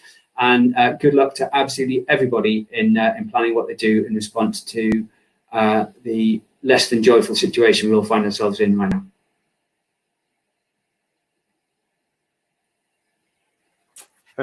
Thank you for that, Charlie. That was really good. I think you definitely lived up to my billing at the start that mass participation events have a whole lot of logistics involved in them. And then again, even people in the room involved heavily in events may not even realize for the types of things on the scale that you guys do, how much work and how much time actually goes into it. I'll give you a minute just to kind of catch your breath. There's been a few questions and stuff come in. A few requests that are probably very quick yes or no's, whether you can do or not. A couple of people asked if you have any document templates that you guys use that you're happy to share, or even, I suppose, not necessarily from ye, but if anyone even knows where to point someone towards good templates for these types of things. I don't think we've got anything right now that we have that is that's open out there. I mean, a lot of our stuff we built from. I mean, our risk assessment approach is based on our interpretation of the HSE approach, the stuff that's out there. We developed our event safety plan from the POC code. We looked at the chapters there. We don't follow it slavishly, but we distilled down to our 15 chapters. You can't actually, some of our stuff, there's certainly at least one council somewhere that uses our site guidelines, because I've spotted those popping up before. So there is some of our stuff that's out there. Our site guidelines stuff actually I wrote in the dim and distant days when I was working on the tall ships race in Aberdeen, and I then further developed that when I came to the Grey Run Company. So we've developed a lot of our stuff, our stuff over the years, and a lot of it is just sort of looking at. I mean, sometimes templates are good, and I've certainly found some help in some of the templates that have been out there for COVID-19 risk assessments, looking at what somebody else did. But then you've got to apply it to your business, and sometimes you'll get to a point where you've got a template and you've got what you do and the events that you put on, and they just don't fit, and you can confuse yourselves by almost taking a tick box style approach. And then we're always looking to develop new bits as well. So I mentioned briefly that we're working with when we're notified to develop some app-based stuff for our site safety advisors, and that was really interesting. Looking back through again at the questions that we ask of people and the approach that we have, but we're not asking questions that other people aren't asking. We're asking for safe working and documentation of what to do, and we're just asking what any responsible organizer out there should be doing. Yeah. And there are some great case studies, and some of the stuff we get out there, it might be another country, but there's some great stuff from the Event Safety Alliance, and there's just some good practice. But I mean, what I'd say is just talk to people. There's a lot of people that will share stuff, and when I went down to Show this year, I talked to more event people than I did to suppliers. I did talk to some suppliers, honestly, organisers. I was there in the right vein, but I was talking to other people and meeting some faces that I'd spoken to on LinkedIn, and just had a chat and talking to some safety guys to find out how they approach it. And I think on the whole, events people like. We wouldn't be doing this if we didn't enjoy it and didn't love it. So we like talking about what we do, and we like sharing. Clearly, commercial sensitivities come into play as well. But just ask. It's often the best thing. Establish relationships and ask. Yeah, I hear you. I know Stephen O'Neill is on here from Aberdeen City Council, and I know they've done an awful lot of work recently. And if I'm not mistaken, they have templates. I have cheekily asked Stephen if he can forward me on that link. And I'll pop it in. But if anyone's looking for templates as a starting point, I know if you Google Aberdeen City Council, I know they've done a lot of good work recently on trying to help people with stuff like that. Yeah, we've worked with Aberdeen, and they've got a great system that is very clear. And somebody who's especially someone who's new to that and new to working as they sort of scale up or take a new event to a new venue, Aberdeen system is very good and clear, and will walk somebody through what they're there to do. Well, there you go, folks. You have it from a couple of angles. Check out what Aberdeen City Council are doing, and if Connor, if you see Stephen pop that link in there for me, you might broadcast it out. Eddie McGuinness is on here from Dublin Pride. He's actually a client of ours who makes the point that most events or festivals don't even know what these templates do or don't or should or shouldn't look like, and we have found that happens a lot, which I guess, without sounding cheeky, it's kind of why maybe you involve the likes of us or safety professionals who have standards, have templates for these things, have systems that work, and that councils are quite happy with. Oh, there's that link I see broadcast there now. So if anyone wants that, it's in the chat. And it's being broadcast. I think it's important for any organizer to realize that, nobody knows everything about everything. I've picked up an awful lot over the years, and I'll happily talk. I'll happily talk safety. I'll happily talk, crowd management. But I'm not an expert. I haven't got a postgrad qualification in crowd management. So we'll talk to people that have got that. But we know our business in terms of our industry, and we know what to do. We'll take things so far, and then you involve others where you need to. Just be aware of your own competency and working that in. That has to influence absolutely everything that we do all the time. Yeah, that was actually, that you mentioned, another question that did come in is how important you guys doing what you do find the input of crowd and event safety people. I mean, you mentioned working with Marcel, and I've known Marcel for a long time now, and I've dealt with him through our involvement with MMU. And for marathons, particularly in mass participation stuff, what Marcel does and what he can do is very, very impressive. And I have found that any of the major marathons or any other people he works with, what they actually get from working with him far exceeds what they even thought they might get. That you can use maths and you can use models to really, really help you understand what's going on, and to help in your planning, which can then help financially. It can help ease people's minds, and like the benefits are there for stuff like that. So, I mean, have you found much benefit from work, not Marcel specifically, we all know he's a nice bloke, but just in general involving people that have those expertises? Yeah, I mean, there's so often it can feel that the world of events isn't particularly scientific. There's a lot of emotion in it. I think this would be great here. I think that act on that stage of this thing at this time is going to give us the right color, the right atmosphere, the right impact that we're looking for. But there is a lot of science that can underpin that as well. So, occupant capacities, flow rates, wind speeds, all that kind of stuff. And you don't just pick that up overnight. So you need to work with the right people and understand. I mentioned earlier we put all of our ops team through the IOSH Managing Safely with ACT National, and that was great. But we're not then claiming that our guys are out there to go and sort of advise people on how to put a stage roof up. Yeah. But it's helping people, give them the confidence to know what they're looking for, and where you have extra elements to come in, bring other people. And from time to time, we might look at things and say, well, we know that our site safety guys have got knowledge that takes them so far. But if we then look at some more complex structures, we might say, right, well, we need to commission a new report for this, or we need to get another set of calcs for that, or take another look at it. It's knowing where your knowledge ends and knowing where to go, but also not drowning yourself in information. Our event safety plans, I'll just about big one out here.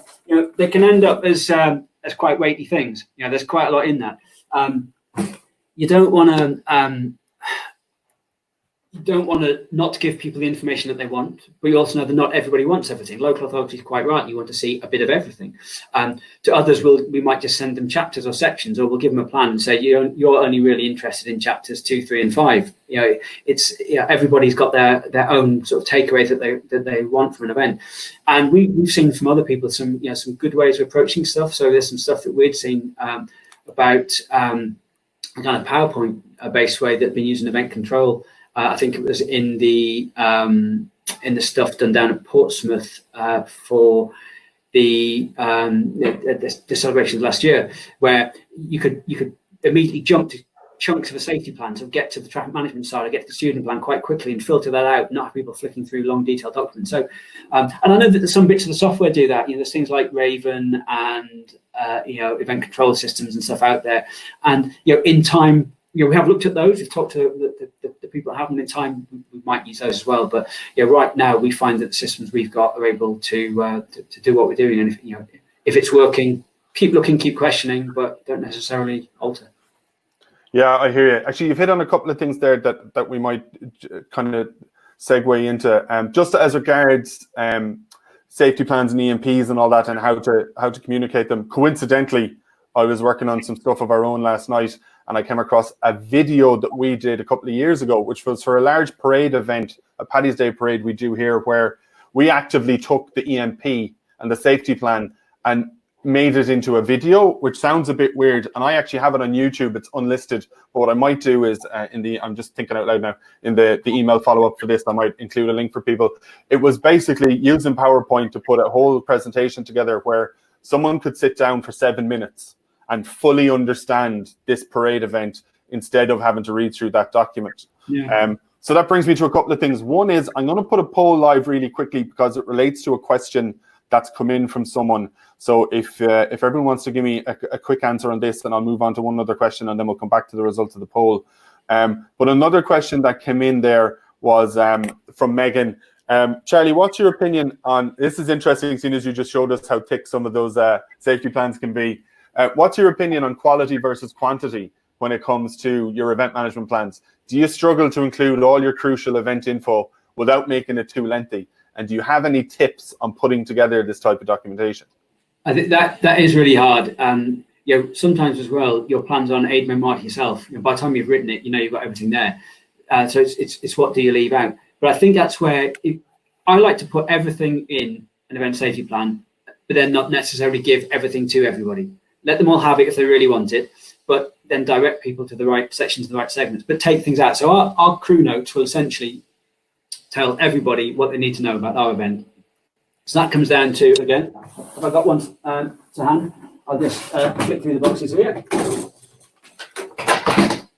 That's the kind of thing that we come down to, is we come down to a much smaller document that we'll print waterproof paper if we need to, take it in people's hands, and get things that people can have electronically on their phone if they want as well. But it's trying to get it down right. But I think the idea of stuff that's on video or a PowerPoint or interactive things, there's going to be more and more of that. We're not going to do many face-to-face briefings.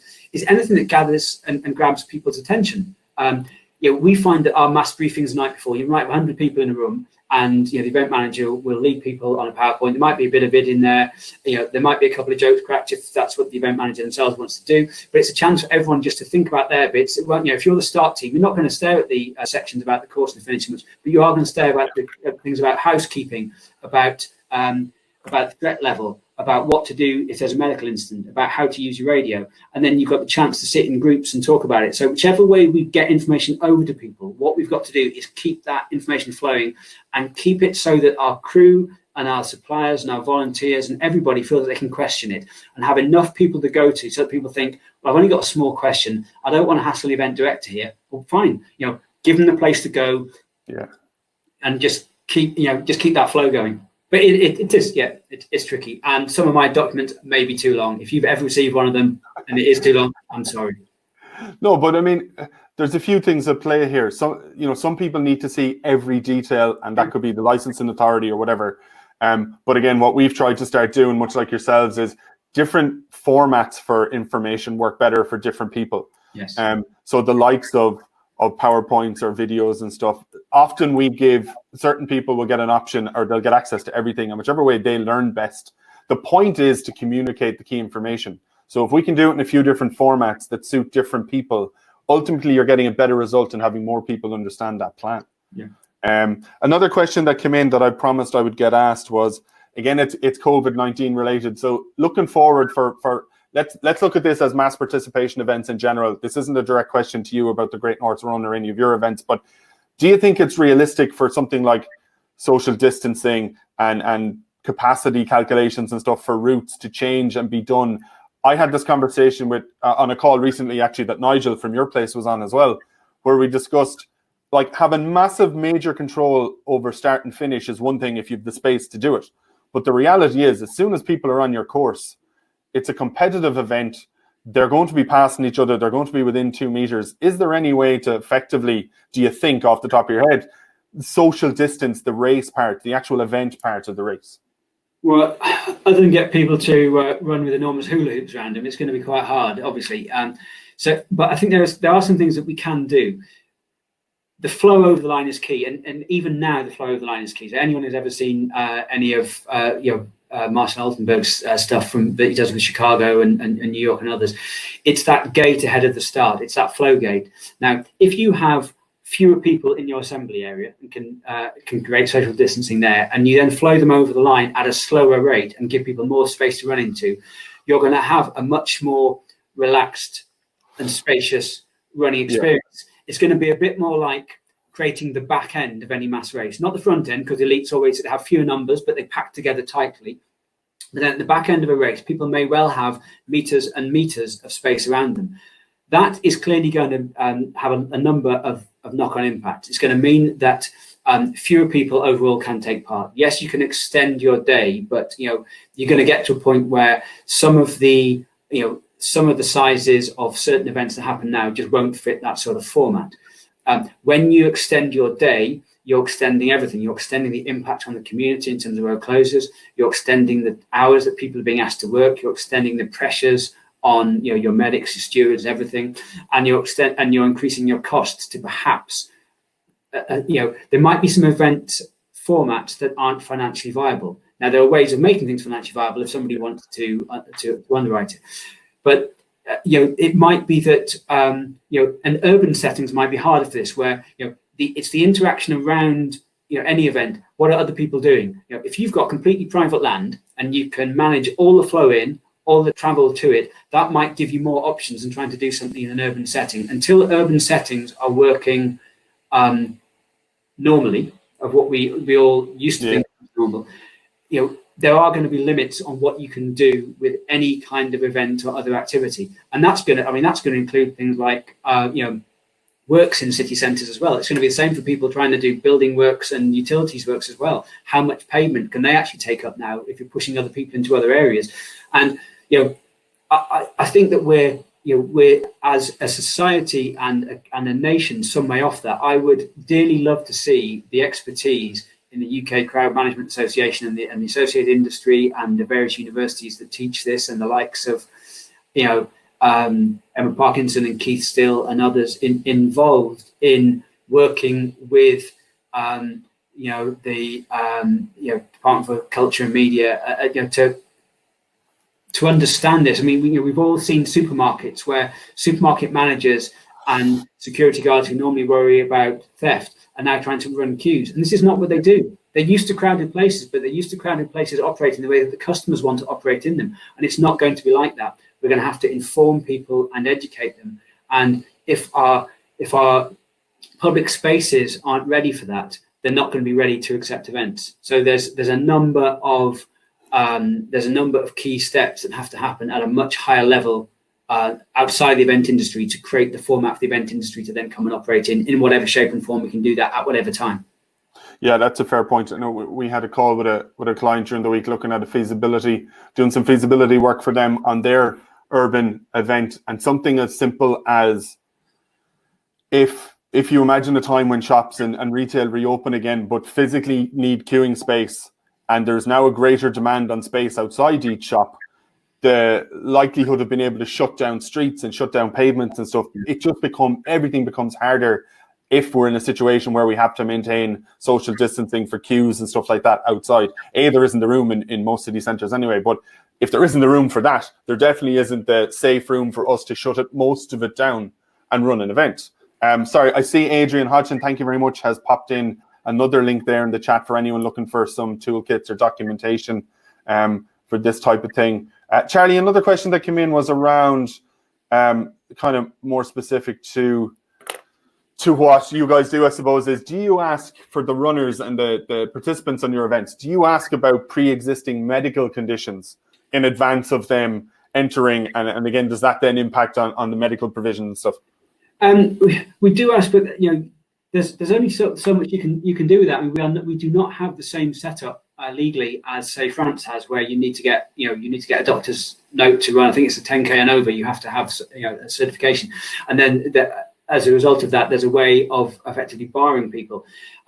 It's not so straightforward, but we do have that, and we can flag things up on people's race number and other things. And there will be times when we'll talk to somebody. Often, and that's not necessarily to stop their participation either. We'll often talk to people, even our very biggest events. We'll talk to people if they've got a particularly challenging condition, but they really want to take part, and we can see the effort they're making, and we'll do that, and we'll find ways. And it might mean they need to start earlier, or we'll have to then maybe get them onto the pavement later. But we'll try and find we'll try and be as inclusive as we possibly can. But I think the amount of information that we'll have to put to our customers, all of us, whatever kind of events we're working on, and the questions that we'll have to ask will change, and the tone that we'll have to take with people will have to change as well.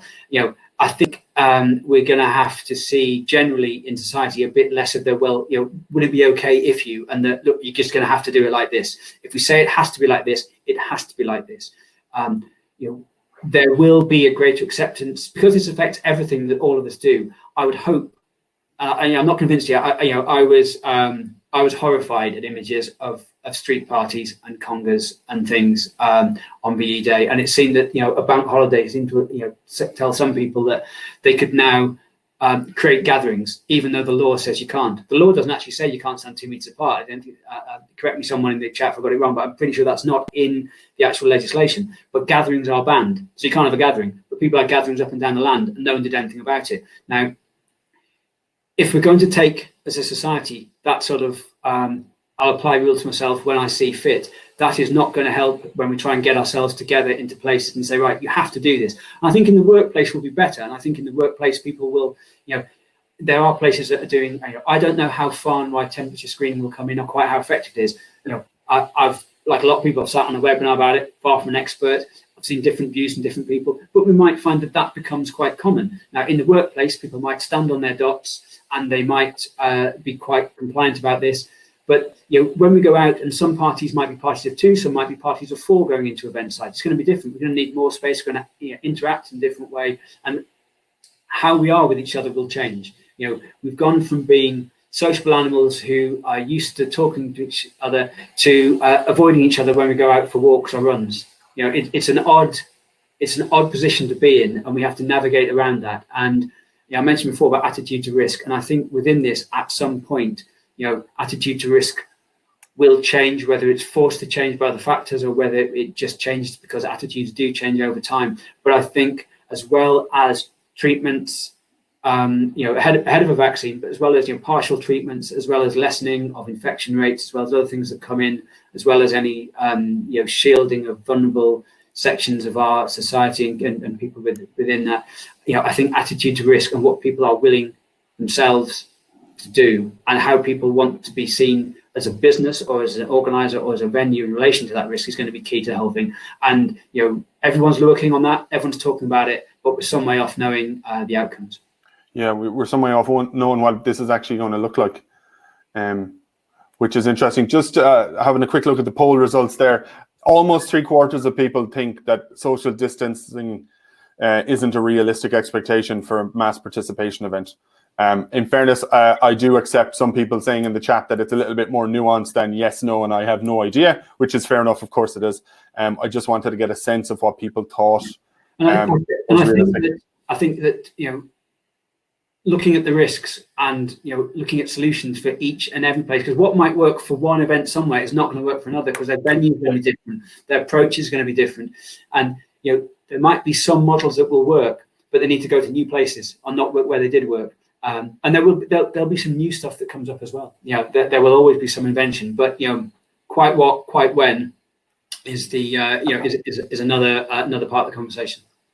Yeah, that's a fair point. I'm just remembering you had mentioned CDM and stuff earlier on, which is actually a lovely segue for me to mention that the next session we have is actually Ben Crabb's session on CDM regulations and how they affect events in general, not just mass gathering events and mass participation events. So I am going to pop a little thing live there, which is just in the offer section, folks, which is just a link to get to the rest of the webinars in case you're interested in looking at any of the rest of them.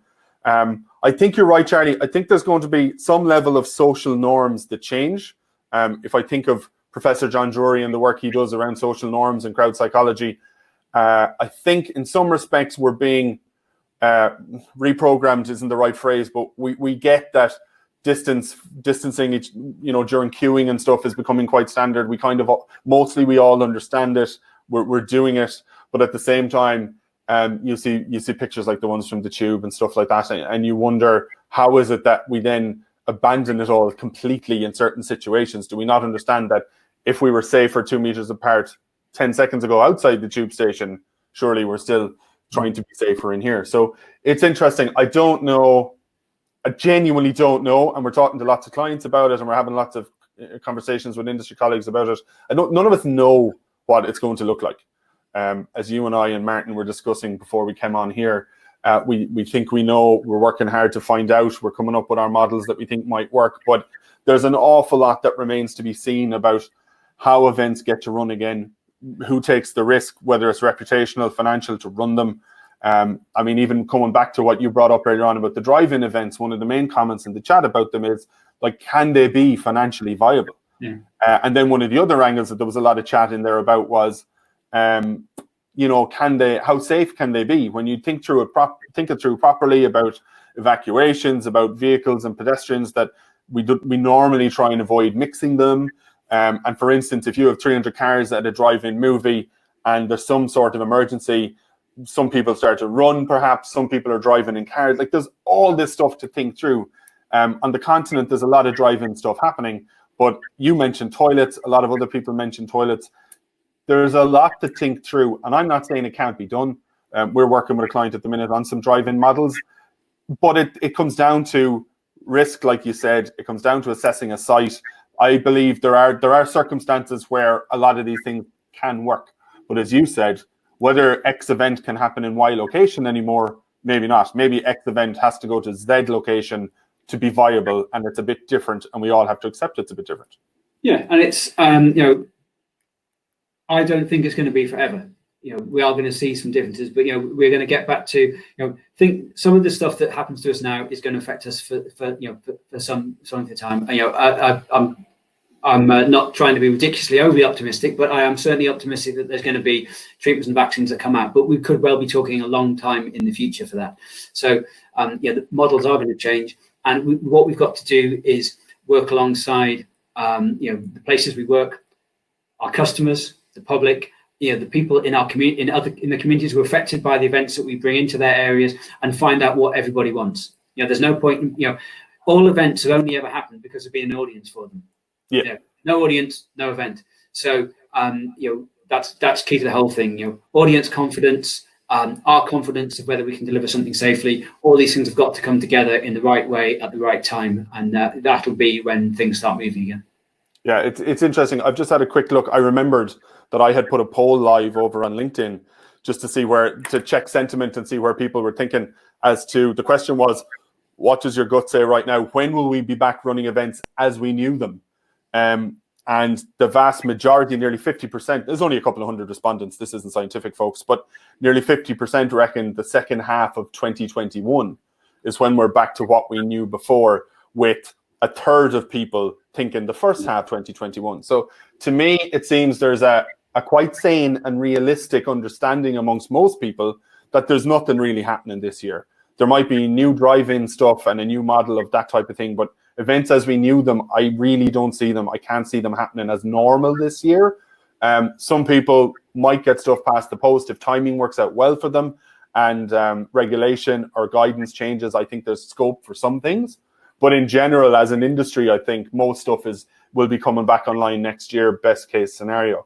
I mean, again, without giving away trade secrets or anything, are you optimistic that things will return to pretty much the way things were before, or that there'll be a new normal and we'll all be back, you know, making our living again and running some events and enjoying life, but it'll never really be the same? And that's a sense I'm getting from a lot of people, actually, that they know it will come back, but it can't be the same. I don't think, everything is dependent on, you know, going back to normal is dependent on vaccine, you know, for all aspects of our life. Going down to the shops, walking down your local high street, taking kids to school, you know, playing five-a-side football. Vaccine is part of that, or effective treatment, whatever it might be. Now, we don't have that now, so, you know, you can only look ahead to what, you know, what your brain can comprehend right now, and, you know, there's so much to get around. There will be, you know, I'm sure there will be some, whether they get off the ground, there will be new event formats. They're being talked about now, and some of them aren't that new. You know, drive-in movies happen now in the UK. You know, South Tyneside Council in the northeast, they quite often hold drive-ins. You know, drive-ins do happen up and down in the UK now, so it's not an alien concept, and people find ways, as we all do, with assessing the risk for those and managing their emergency plans and their evac plans around those. So they exist now. So they may be able to happen again. So people can make them cost effective now. Those things might be relatively easy. Some of the other things might take longer.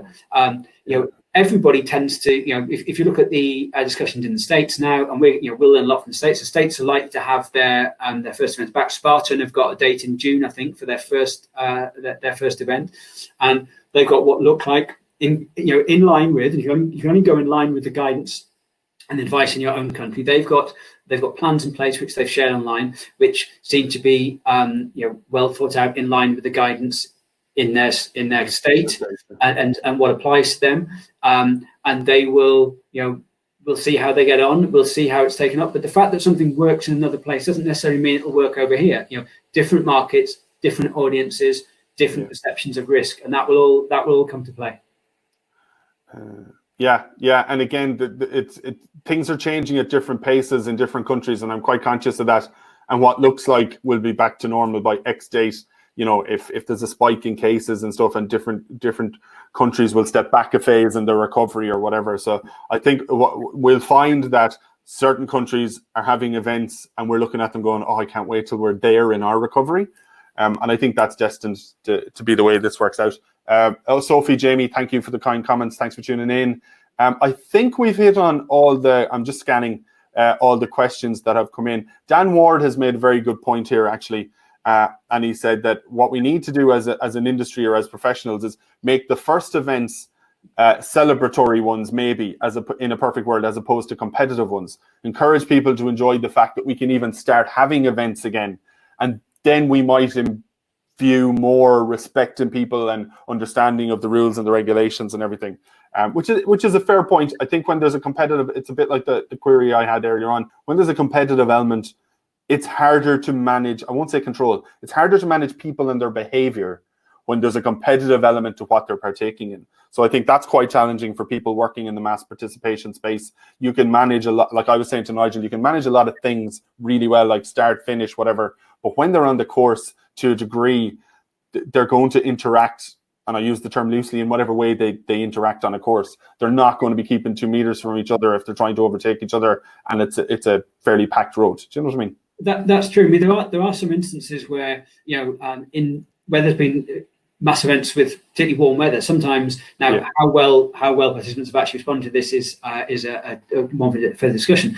But there have been times when people have been told, drop your PBs.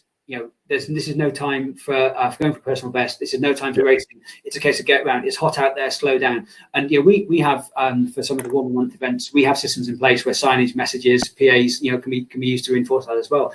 And also, not everybody in a competitive event is competitive. That's true. Runs by their very nature, swim, cycles, all those things.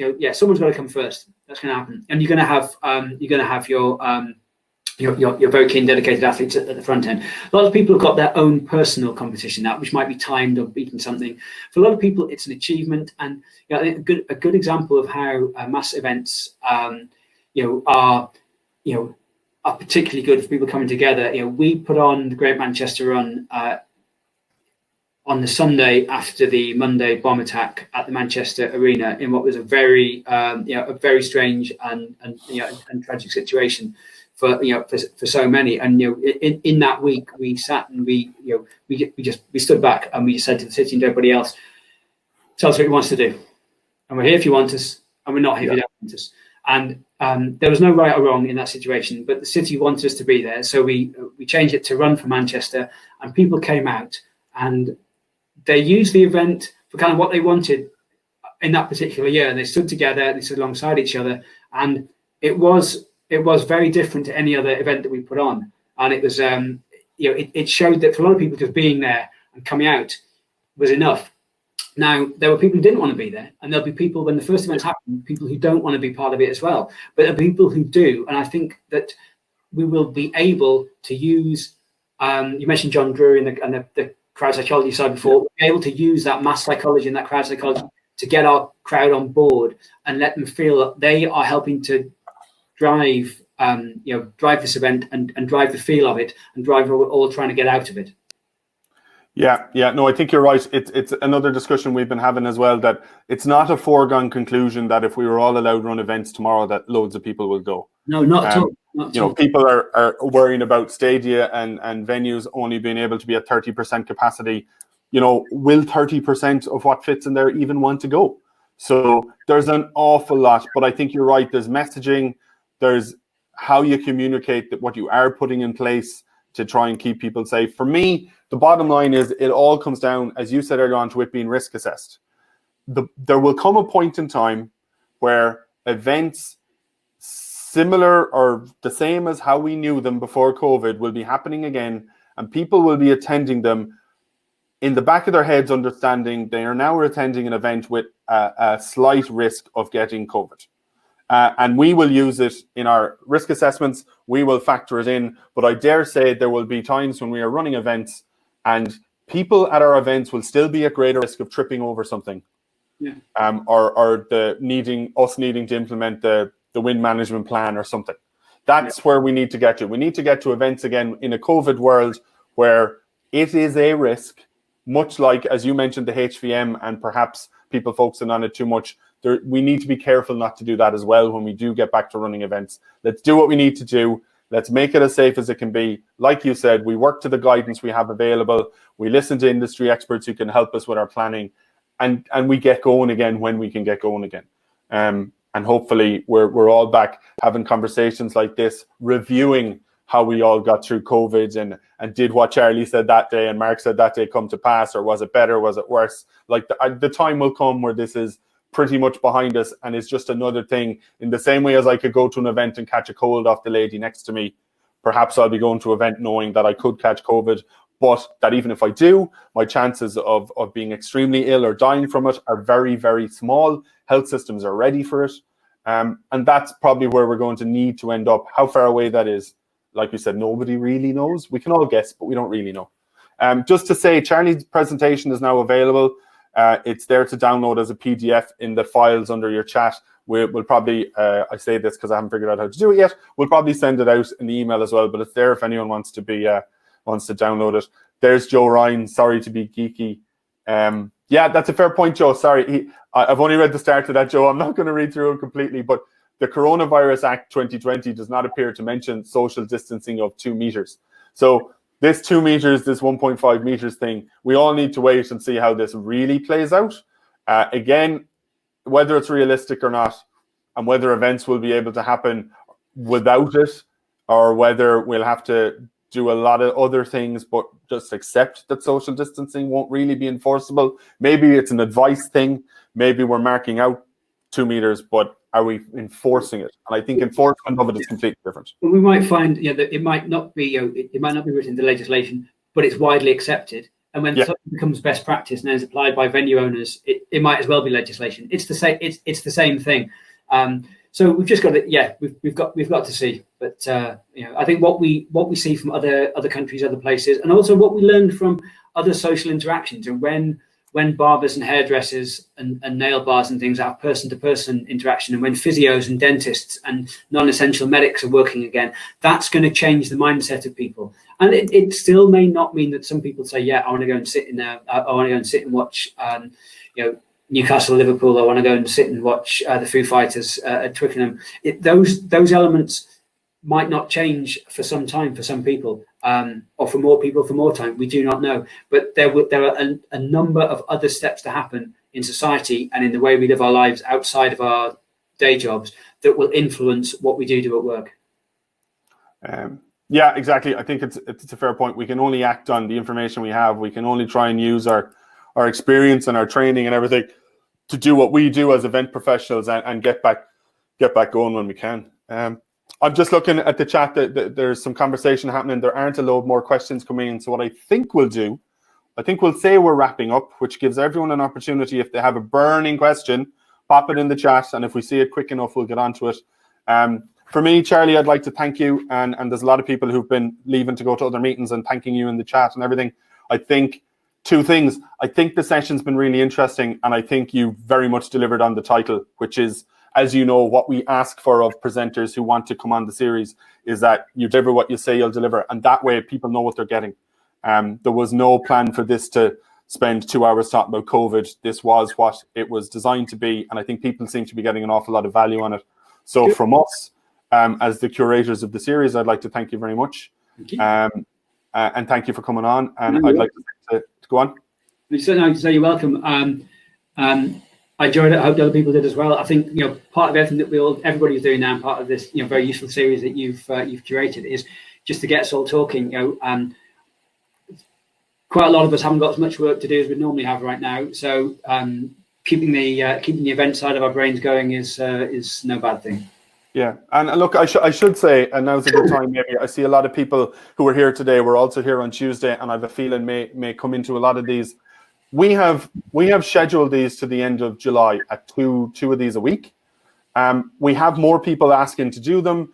We're just waiting a few weeks to see do we schedule past that. We think this series is probably going to continue on, not as regularly, but it's in some guise. But what I didn't really want to do is start scheduling a load of 11 a.m. things in July.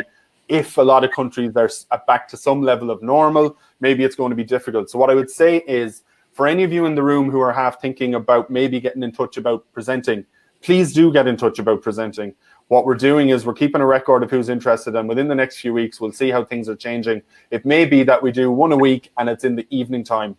So if people are back at work, they still have that option. And we'll pivot. I hate that word, but we'll pivot like other people are. And if there's value in these sessions and people are enjoying them, we'll keep doing them. As we've always said, if it's 8 people in a room getting what they want, it's worth our effort putting the effort into these things. If it's a few hundred like it was today, all the merrier. But it doesn't need to be massive numbers. If it's something niche that people want, please do let us know, and we'll try and do what we can. So I think we're good. Everyone's thanking, everyone's leaving. There's no more questions. So I think we'll wrap it up there. A few people have been asking about recordings. Stick with us on recordings. The sessions are physically recorded. We are working on a few angles on how they may be made available publicly. I can't say a whole lot more than that at the minute, but at some point you will be able to get at the recordings for this. So stick with us. And we'll if you're on the list for any of these, there's Claire asking, is there any way to record it? We have them recorded. Honestly, I'm not being vague for the sake of it, but stick with us. We're working on a couple of things. So they'll be available at some point. And if you have registered for any of these, you will hear about where you can get the recording for the ones you're registered for. So don't worry about that. You don't need to do anything else. When they're available, you'll hear about them. So I think that's us. Charlie, thank you very much. Good to talk to you as always. Thank you. I'm gonna close things down now. Everybody, thank you for joining us, and we'll see you Tuesday if you're coming for the CDM ones with Ben Crab. Thanks, guys. Thanks, everybody.